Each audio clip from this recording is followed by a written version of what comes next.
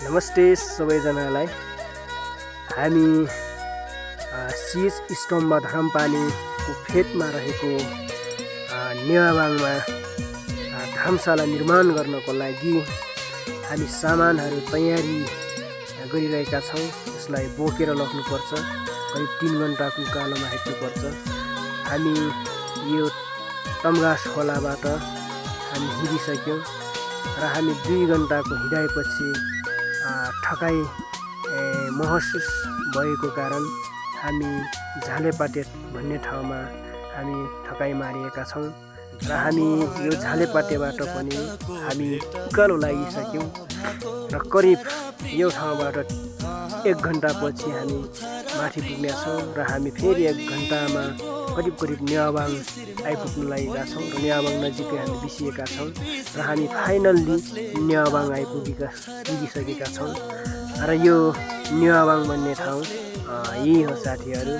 यस्तो रहेको छ, यहाँदेखि विभिन्न ठाउँहरू देखिने गर्दछ। हामी चाहिँ धर्मशाला निर्माण गर्न लागिरहेका छौँ यो ठाउँमा। तपाईहरू पनि यो ठाउँमा आएर एकचोटि यो ठाउँलाई अवलोकन गर्नुहोस्। यहाँबाट विभिन्न किसिमका दृश्यहरू हेर्न सक्नुहुनेछ।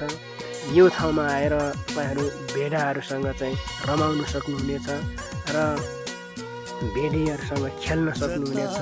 यहाँका राप्ताम्य गुराँसहरूसँग विभिन्न प्रजातिका गुराँसहरूसँग आनन्द लिउन सक्नुहुनेछ र यहाँ विभिन्न प्रजातिका चराचुरुङ्गीहरूको आवाज सुन्नुहुनेछ र यसरी वृद्ध बाजेहरूसँग चाहिँ तपाईँहरूले भलाकुसारी गर्नुहुनेछ र तपाईँहरूले चाहिँ यहाँ विभिन्न चराचुरुङ्गी अनि चाहिँ जनावरहरू तपाईँहरूले देख्न सक्नुहुनेछ।